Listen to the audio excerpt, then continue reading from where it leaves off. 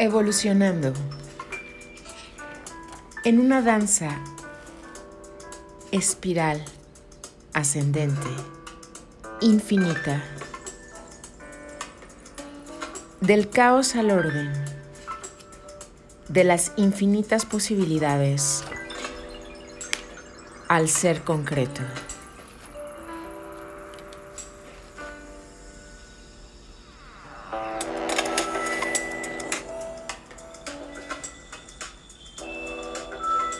Compartiendo contigo hoy martes 20 de abril del año 2021, siendo las 19:59 horas de la tarde-noche, primavera, hemisferio norte, Cerro del Onix, Puebla, México.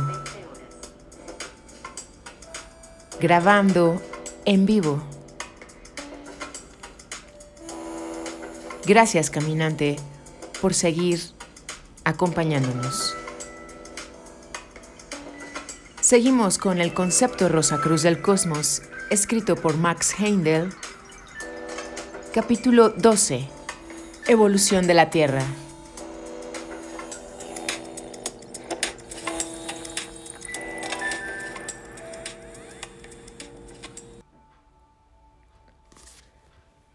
La época polar.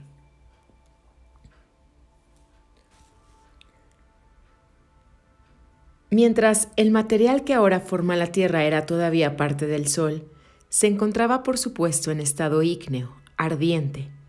Pero como el fuego no quema el espíritu, la evolución humana comenzó enseguida, estando confinada especialmente a la región polar del Sol. Los seres más desarrollados que debían convertirse en hombres fueron los primeros en aparecer. Las sustancias que ahora componen la Tierra estaban en fusión y la atmósfera era gaseosa. Sin embargo, el hombre recapituló su estado mineral nuevamente. De esa sustancia sutil química del Sol, construyó el hombre su primer cuerpo mineral, ayudado por los señores de la forma. Si se objetara que el hombre no puede construir nada inconscientemente, el caso de la maternidad puede servir de respuesta. ¿Está la madre consciente de la construcción del cuerpo del niño en su seno?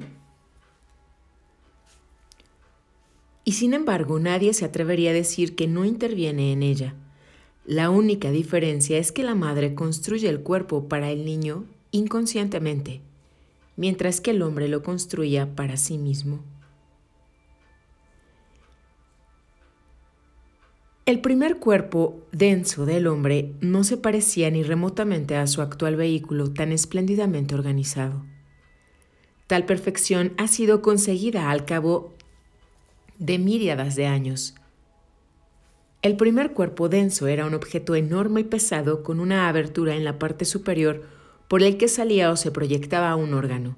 Era una especie de órgano de orientación y dirección. En el transcurso del tiempo, el cuerpo denso y el órgano se unieron más estrechamente, y éste se condensó un tanto. Si se acercaba demasiado a sitios de mayor calor que él podía soportar, se dilataba. Con el tiempo, el órgano se fue haciendo sensitivo hasta el punto que señalaba el peligro, y entonces el cuerpo denso se movía automáticamente a un lugar más seguro.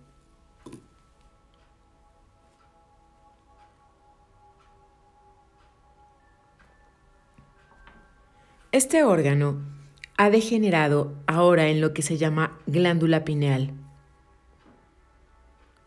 Algunas veces se le llama el tercer ojo, pero este es un error porque nunca fue un ojo, sino más bien el órgano en el que estaba localizada la percepción del calor y del frío, facultad que actualmente está distribuida por todo el cuerpo.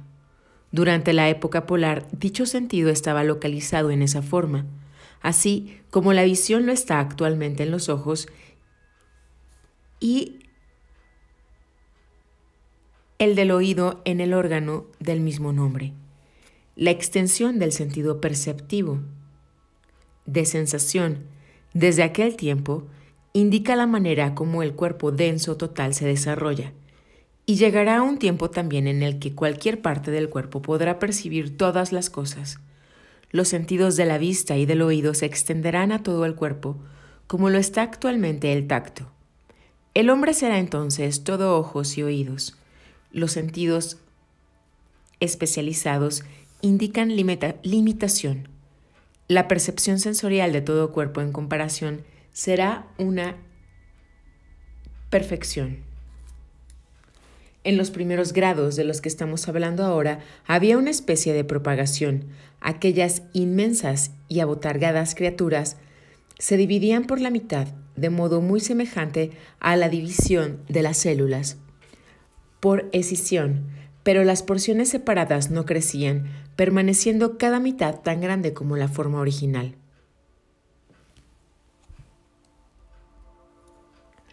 La época hiperbórea.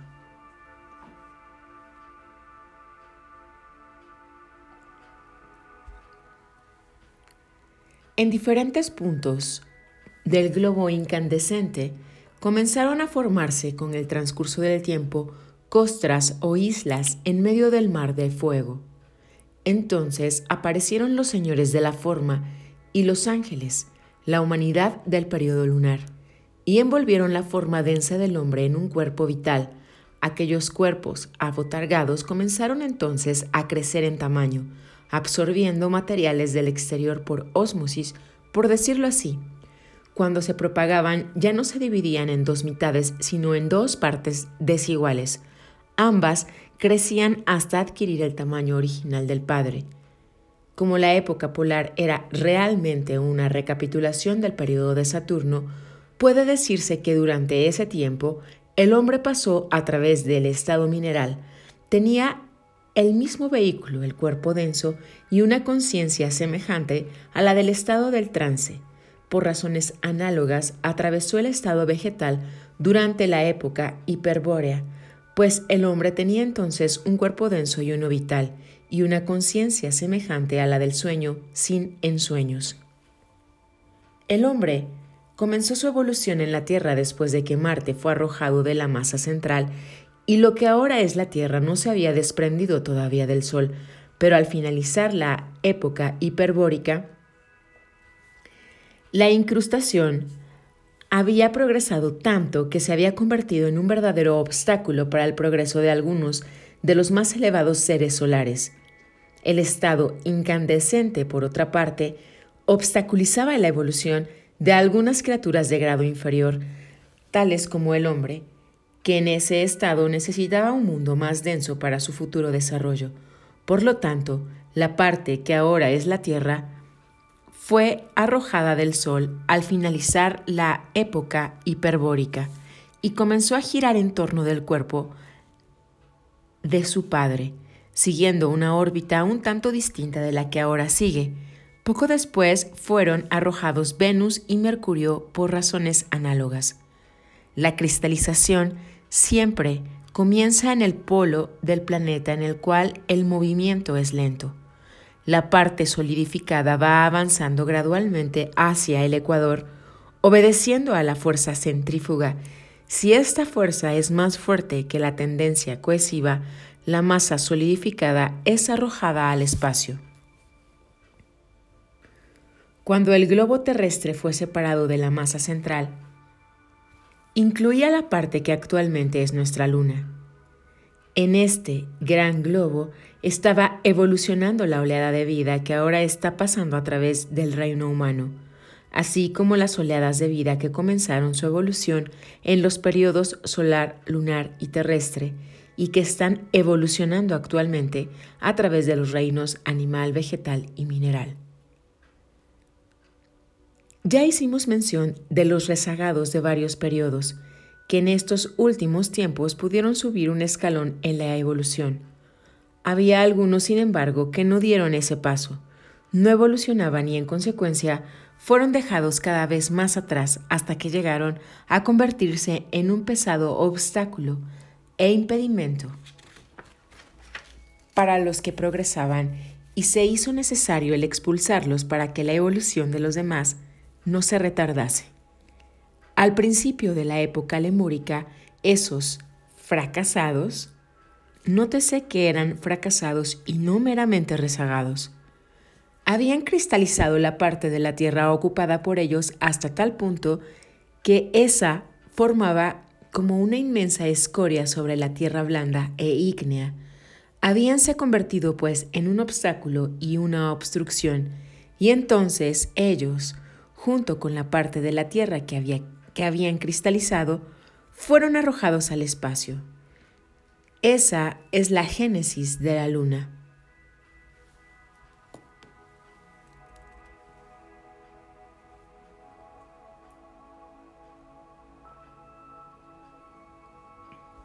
La luna, la octava esfera. Los 7 globos del A al G, ambos inclusive son el campo de la evolución.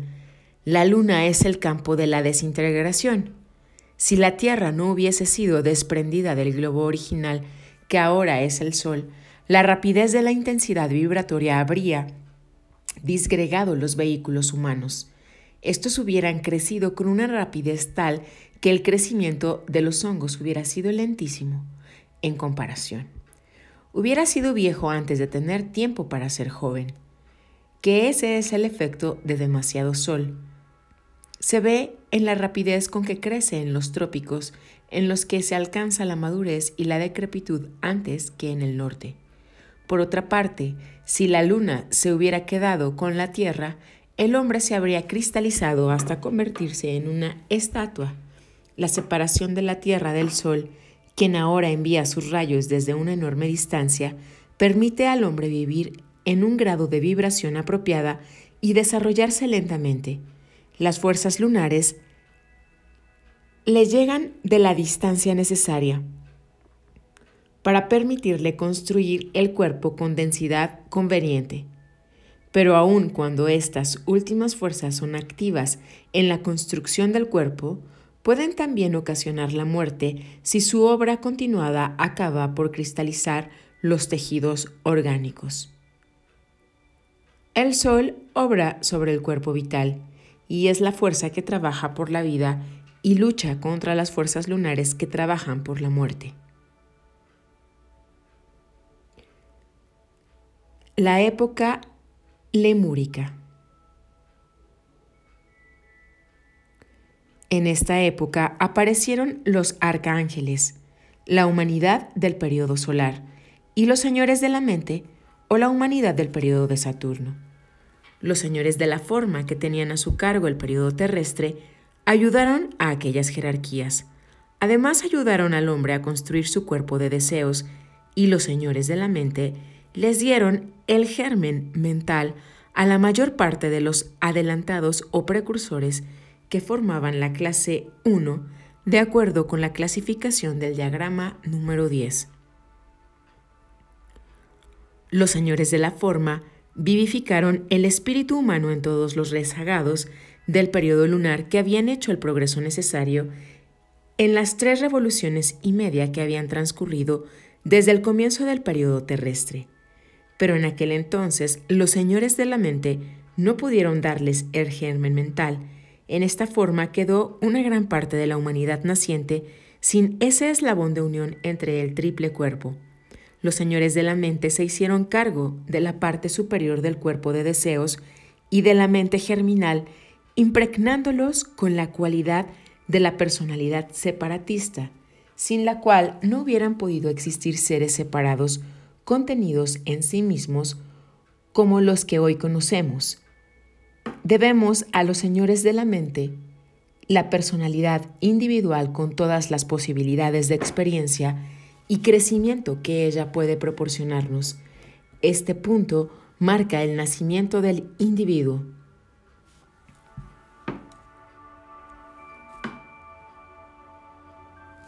Nacimiento del individuo.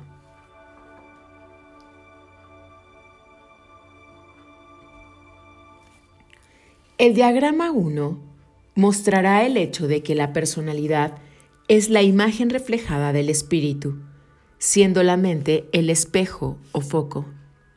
Asimismo, en las aguas de un estanque, los árboles aparecen invertidos pareciendo que el follaje se halla en lo más profundo del agua.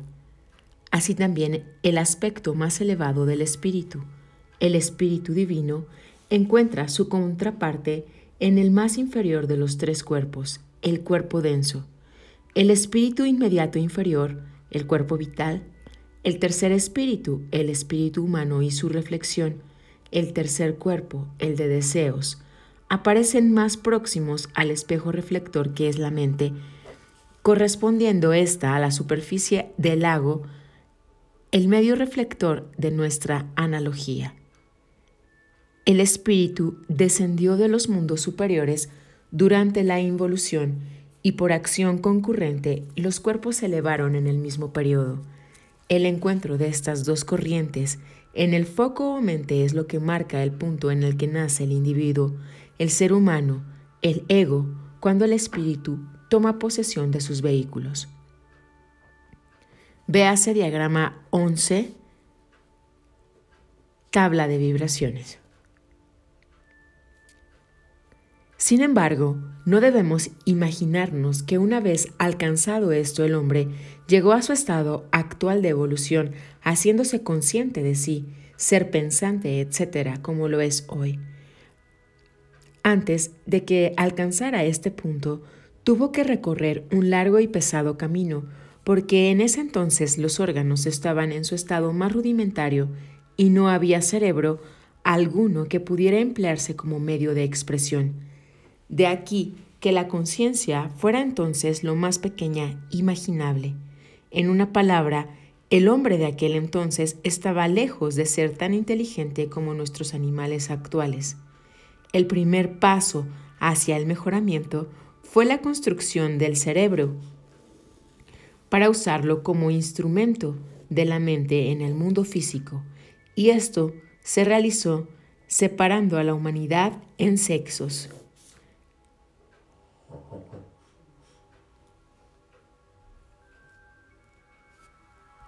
Separación de los sexos. Contrariamente a la idea generalmente aceptada, el ego es bisexual. Si el ego fuera asexual, el cuerpo sería necesariamente asexual también, porque el cuerpo no es más que el símbolo externo del espíritu interno. El sexo del ego no se manifiesta, por supuesto, como tal en los mundos internos, sino como dos cualidades distintas: voluntad e imaginación. La voluntad es la fuerza masculina y está aliada a las fuerzas solares. La imaginación es el poder femenino y está siempre unida a las fuerzas lunares. Esto explica el predominio de la imaginación en la mujer y el poder especial que la luna ejerce sobre el organismo femenino.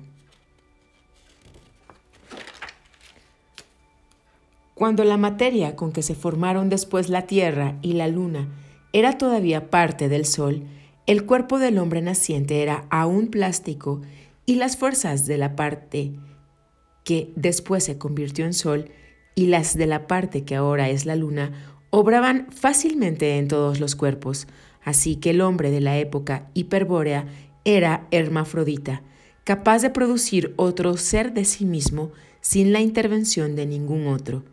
Cuando la Tierra se separó del Sol y poco después de haber arrojado a la Luna, las fuerzas de las dos luminarias no encontraron modo de expresarse con igualdad como anteriormente. Algunos cuerpos se hicieron mejores conductores de las unas y otros de las otras.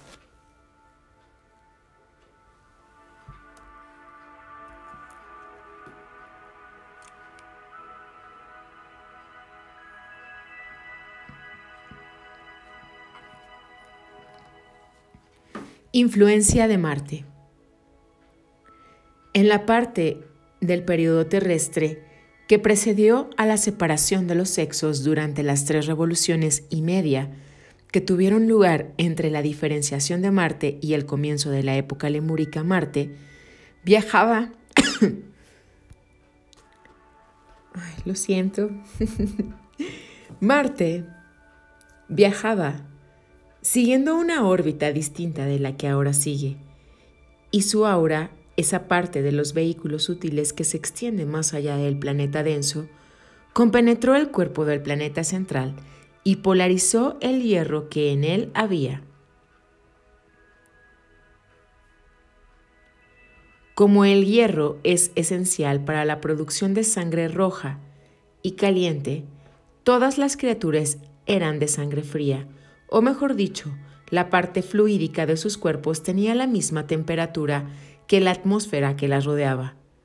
Cuando la Tierra fue arrojada del Sol central, ese acondicionamiento modificó las órbitas de los planetas y de esta manera disminuyó la influencia de Marte sobre el hierro. El espíritu planetario de Marte reabsorbió el resto de esa influencia, y aunque los cuerpos de deseos de la Tierra y de Marte aún se penetraban, el poder dinámico de Marte sobre el hierro, que es un metal marciano, cesó, y el hierro fue entonces utilizable para emplearlo en nuestro planeta. El hierro es en realidad la base de toda existencia separada. Sin el hierro, la sangre roja y productora de calor sería una imposibilidad, y el ego no tendría asidero alguno en el cuerpo. Cuando se desarrolló la sangre roja en la última parte de la época lemúrica, el cuerpo se enderezó y entonces pudo el ego penetrar dentro de su cuerpo y gobernarlo. Pero el entrar en el cuerpo no es ni el fin ni el objeto de la evolución, es sencillamente un medio para que el ego pueda expresarse mejor a través de su instrumento, para que pueda manifestarse en el mundo físico. Con ese fin debe construir los órganos de los sentidos, la laringe y sobre todo el cerebro, perfeccionándolos después. Durante la primera parte de la época hiperbórea, mientras la Tierra estaba todavía unida al Sol, las fuerzas solares suministraban al hombre el sustento que necesitaba e inconscientemente éste irradiaba el exceso fuera de sí mismo con el propósito de propagarse. Cuando el ego entró en posesión de sus vehículos, se hizo necesario emplear parte de esa fuerza en la construcción del cerebro y de la laringe, que originalmente eran una parte del órgano creador. La laringe se formó mientras el cuerpo denso tenía la forma de saco, abotagada ya descrita, cuya forma es la que todavía tiene el embrión humano. Conforme el cuerpo denso se fue enderezando, parte del órgano creador permaneció con la parte superior del cuerpo denso y la última se convirtió en laringe. En esta forma, la fuerza dual creadora, que ya había trabajado anteriormente en una sola dirección con objeto de crear otro ser, se dividió. Una parte se empleó y dirigió hacia arriba para la construcción del cerebro y de la laringe, por cuyo intermedio el ego fue capaz de pensar y de comunicar sus pensamientos a los demás seres. Como resultado de este cambio, únicamente una parte de la fuerza esencial para la creación de otro ser era utilizable para cada individuo, y así se hizo necesario para cada ser individual el buscar la cooperación de otro que poseyera la parte de fuerza procreadora que a él le faltaba. En esta forma, la entidad evolucionante obtuvo la conciencia cerebral del mundo externo a costa de la mitad de su poder creador. Antes de entonces, el individuo usaba en sí las dos partes de ese poder para exteriorizar otro ser. Como resultado de esa modificación, adquirió sin embargo el poder de crear y de expresar pensamientos. Antes de ello, era un creador en el mundo físico solamente. Después, obtuvo la capacidad de crear en los tres mundos. Las razas y sus guías.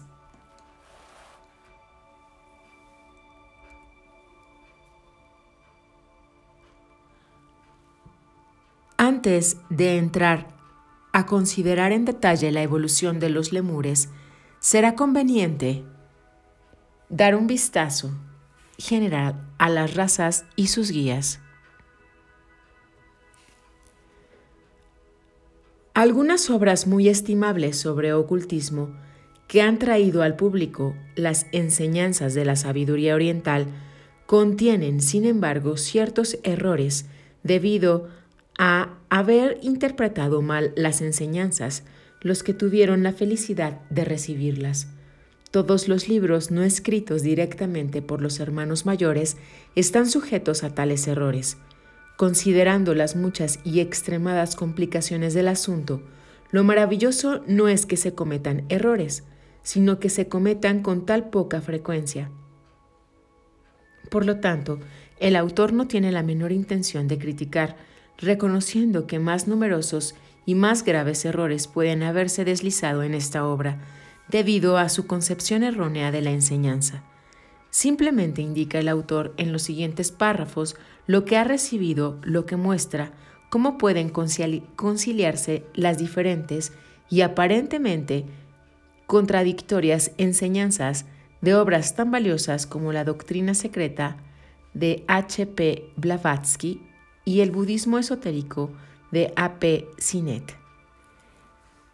Esa parte de la evolución humana que debe ser realizada durante la jornada actual de la oleada de vida en nuestra Tierra puede dividirse en 7 grandes estados o épocas, pero en realidad no puede llamárselas propiamente razas.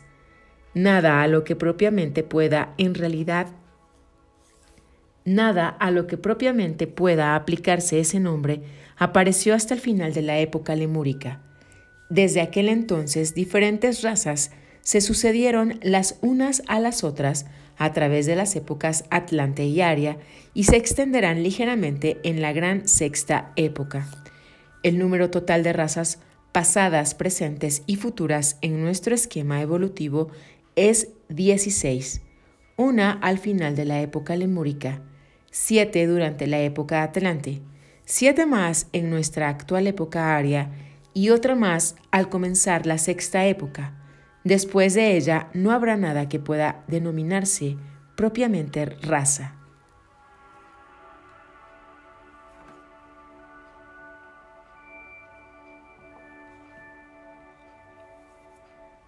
Las razas no han existido en los periodos que han precedido al periodo terrestre y no existirán tampoco en los periodos subsiguientes.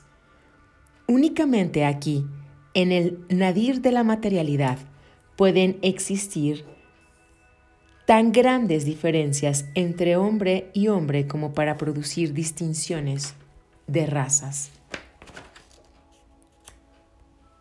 Los guías inmediatos de la humanidad, aparte de las jerarquías creadoras que han ayudado al hombre a dar los primeros pasos en la evolución, después de haberle dado sus vehículos durante la involución, son seres mucho más desarrollados en el sendero de la evolución que el hombre. Han venido a realizar esa obra de amor desde los planetas que están situados entre la Tierra y el Sol, Venus y Mercurio.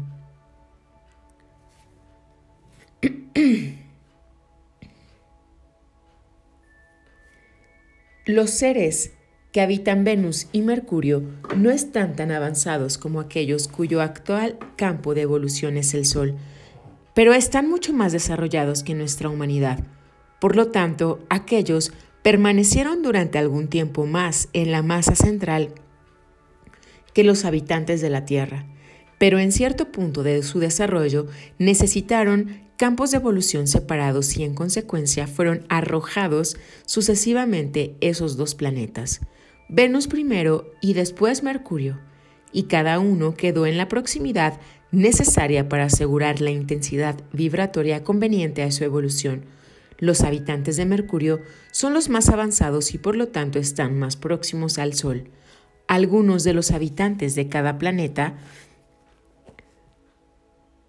fueron enviados a la Tierra para ayudar a la naciente humanidad y los ocultistas los conocen bajo el nombre de señores de Venus y señores de Mercurio.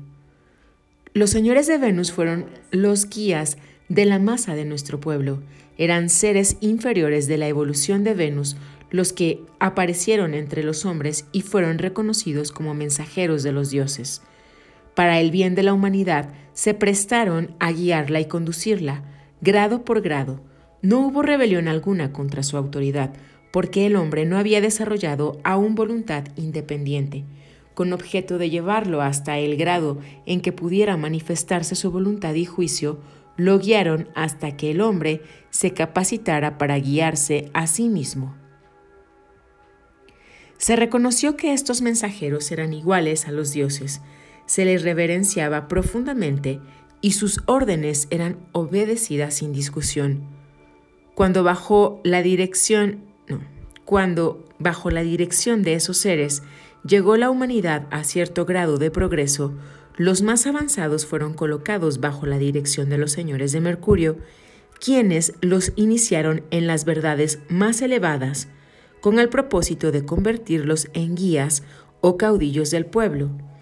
Estos iniciados fueron entonces exaltados a la dignidad de reyes y fueron los fundadores de las dinastías de legisladores divinos, quienes eran ciertamente reyes por la gracia de Dios, es decir, por la gracia de los señores de Venus y Mercurio, que eran como dioses para la infante humanidad. Ellos guiaron e instruyeron a los reyes para beneficio del pueblo y no para que se engrandecieran o se arrogaran derechos a expensas de aquel. En ese tiempo, un regente era como una verdad sagrada para educar y ayudar a su pueblo, para aliviar y sostener la equidad y el bienestar. De ahí que mientras reinaron estos reyes, todo prosperaba y fuera ciertamente una edad de oro. Sin embargo, conforme sigamos la evolución del hombre en detalle, veremos que la fase o periodo presente de desarrollo, aunque no puede llamarse una edad de oro como no sea en sentido material, es sin embargo necesaria con objeto de llevar al hombre hasta el punto en el que pueda guiarse a sí mismo, porque el dominio de sí mismo es el fin y el objeto de toda reglamentación. Ningún hombre puede subsistir seguro y salvo sin gobierno si no ha aprendido a dominarse a sí mismo. Y en el actual grado de desenvolvimiento, esta es la tarea más fuerte que se le puede proporcionar. Es muy fácil ordenar a los otros o dominarlos. Lo difícil es obligarse a obedecer a sí mismo. Influencia de Mercurio. El propósito de los señores de Mercurio, durante todo este tiempo, así como el objeto de todos los hierofantes de los misterios desde entonces, y el de todas las escuelas ocultistas, y el de nuestros días era y es el de enseñar al candidato el arte de dominarse a sí mismo, en proporción directa a la capacidad que el hombre tenga para dominarse a sí mismo. Únicamente en esa proporción estará calificado para gobernar a los demás. Si nuestros actuales legisladores o directores de las masas pudieran dominarse a sí mismos, tendríamos nuevamente el milenio o edad de oro.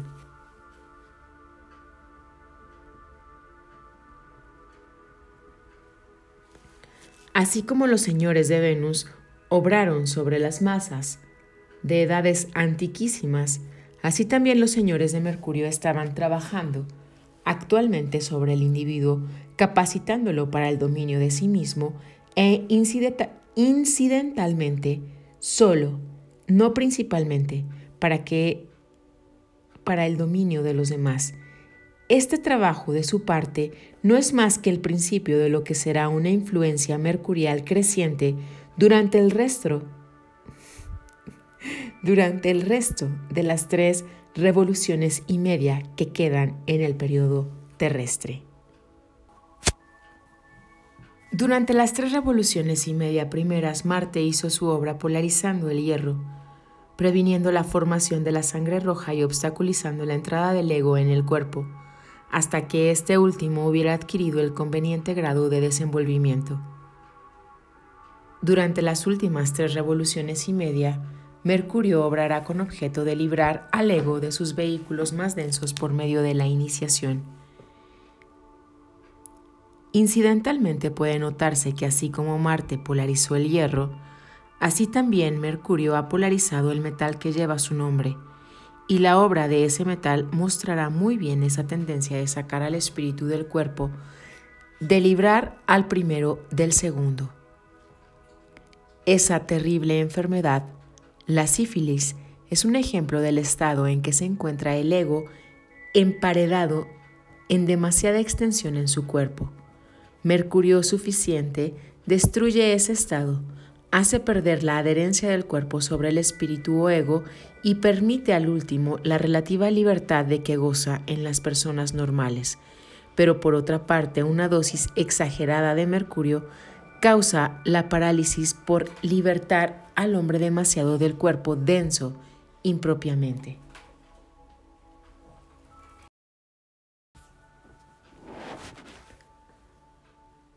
Los señores de Mercurio enseñaron al hombre a abandonar y penetrar el cuerpo a voluntad, a funcionar en sus vehículos superiores independientemente del cuerpo denso, de manera que este último se convirtió en una casa confortable y alegre en vez de ser una oscura prisión, un útil instrumento en vez de una cárcel.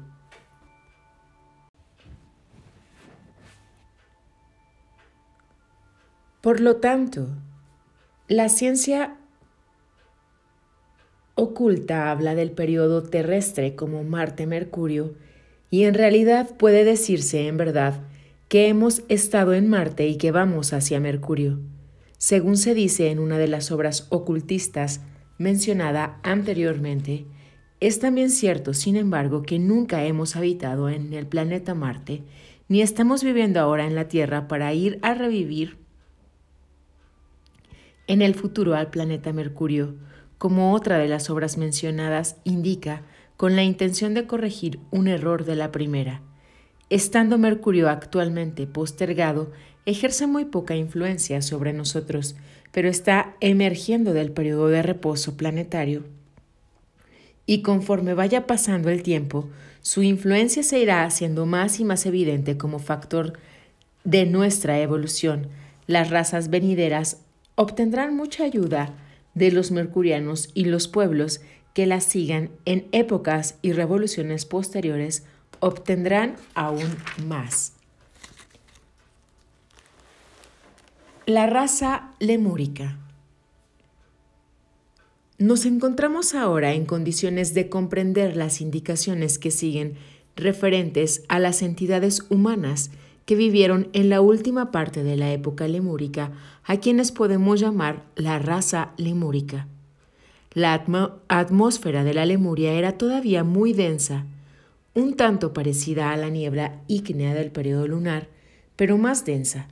La corteza terrestre entonces comenzaba a adquirir dureza y solidez en algunas partes, mientras que en otras todavía estaba en fusión, y entre esas islas de corteza dura había un mar de agua en ebullición.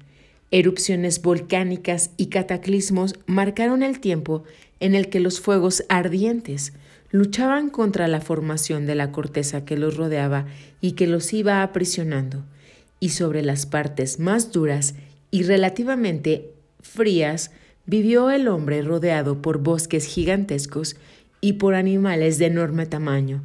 Las formas de los animales y hombres eran todavía muy plásticas, el esqueleto ya se había formado, pero el hombre tenía gran poder para modificar o moldear la carne de su cuerpo y la de los animales que lo rodeaban. Cuando el hombre nació, podía oír y tenía tacto, pero su visión o percepción de la luz no vino hasta más tarde. Tenemos actualmente casos análogos en animales tales como los gatos y perros, cuyos cachorritos reciben el sentido de la vista a algún tiempo después del nacer. Los lemures no tenían ojos, tenían dos especies de manchitas o puntos sensibles que eran afectados por la luz solar que atravesaba confusa y vagamente la atmósfera de fuego de la antigua Lemuria. Pero hasta casi el final de la época Atlante no tuvieron la vista tal como hoy la conocemos. Desde aquel momento progresó la construcción del ojo, mientras el sol estaba adentro, es decir, mientras la Tierra formaba parte de esa masa luminosa. El hombre no precisaba ninguna iluminación externa. él mismo era luminoso.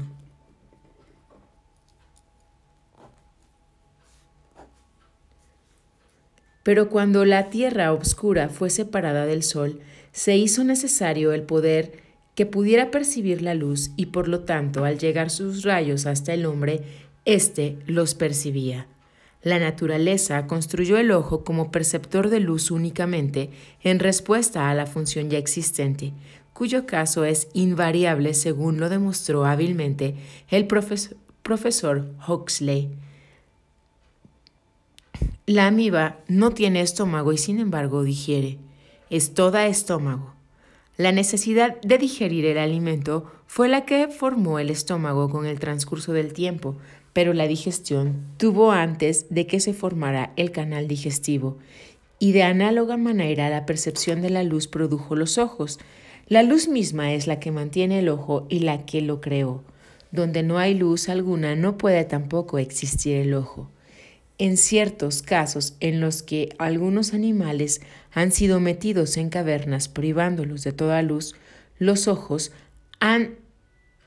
se han degenerado y hasta atrofiado, pues no había luz alguna para sostenerlos y porque en cavernas oscuras no se necesitan ojos. Los lemures necesitaban ojos, tenían percepción de la luz y la luz comenzó a construir el ojo como respuesta a aquella percepción. Su lenguaje estaba formado por sonidos análogos a los de la naturaleza, el murmullo del viento en los bosques inmensos, que crecían lujuriantes en aquel clima supertropical, el aullido de la tempestad, el susurro del arroyuelo, el ruido de las cataratas, el rugido de los volcanes. Todos esos sones eran para el hombre de entonces como las voces de los dioses, de quienes sabía que él mismo descendía. Del nacimiento de su cuerpo no supo nada. No podía ni ver a éste ni a otras cosas, pero percibía a sus semejantes. Era, sin embargo, una percepción interna, un tanto semejante a cuando en sueños percibimos personas o cosas, pero con esta diferencia importantísima, que sus percepciones internas eran claras y racionales. Así que no sabía nada sobre su cuerpo, ni sabía siquiera que tenía un cuerpo, así como tampoco sentimos nosotros que tenemos un estómago cuando éste está en buena salud. Nos acordamos de su existencia únicamente cuando nuestros abusos nos lo recuerdan con dolores en él. Bajo condiciones normales, estamos completamente inconscientes de sus procesos y análogamente el cuerpo de los lemures les prestaba excelentes servicios aun cuando no estuvieran seguros de su existencia. El dolor fue el medio de hacerles sentir el cuerpo y el mundo externo. Todo cuanto se relacionaba con la propagación de la raza y el nacimiento fue ejecutado bajo la dirección de los ángeles, guiados a su vez por Jehová, el regente de la luna. La función procreadora se llevaba a cabo en determinadas épocas del año cuando las líneas de fuerza de planeta a planeta formaban el ángulo apropiado, y como la fuerza creadora no encontraba obstrucción alguna, el parto era sin dolor. El hombre era inconsciente del nacimiento, pues en aquel entonces estaba tan inconsciente del mundo físico como lo estamos ahora nosotros durante el sueño. Únicamente mediante el íntimo contacto de las relaciones sexuales sintió el espíritu la carne, y el hombre conoció a su esposa. A esto se refieren varios pasajes de la Biblia, como cuando dice que Adán conoció a Eva y ella concibió a Set. Elcaná conoció a Hannah y ella concibió a Samuel. Y la pregunta de María, ¿cómo podré concebir si no conozco a hombre alguno? Eso es también la clave del árbol del conocimiento, cuyo fruto abrió los ojos de Adán y de Eva de manera que pudieran conocer el bien, pero cuando comenzaron a ejercer la función creadora independientemente, ignorando las influencias estelares o astrales, al igual que sus descendientes, y la supuesta maldición de Jehová, no era maldición en manera alguna, sino una sencilla indicación del resultado que inevitablemente produciría el ejemplo de la fuerza generadora sin tomar en consideración el efecto de las influencias estelares para traer a la vida un nuevo ser. De manera que el empleo ignorante de la fuerza generadora es el responsable del dolor de la enfermedad y de la tristeza.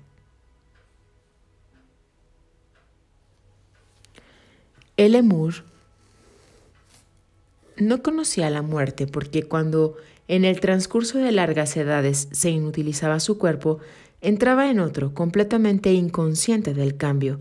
Su conciencia no estaba enfocada en el mundo físico y en consecuencia abandonar su cuerpo para tomar otro, para él no era más que como la caída de una hoja seca del árbol, la que es sustituida enseguida por un nuevo brote.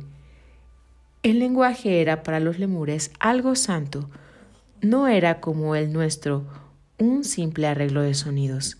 Cada sonido emitido por los lemures tenía el poder sobre sus semejantes, sobre los animales y hasta sobre la naturaleza que los rodeaba. Por lo tanto, bajo la dirección de los señores de Venus, quienes eran los mensajeros de Dios, emisarios de las jerarquías creadoras, el poder del lenguaje fue empleado con gran reverencia como algo extraordinariamente santo. La educación de los niños difería grandemente de la de las niñas. Los métodos educativos de los lemures parecían chocantes para nuestra más refinada sensibilidad.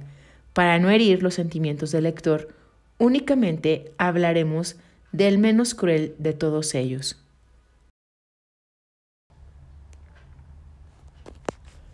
Esto fue una producción de Energía Fina. Gracias, caminante, por acompañarnos.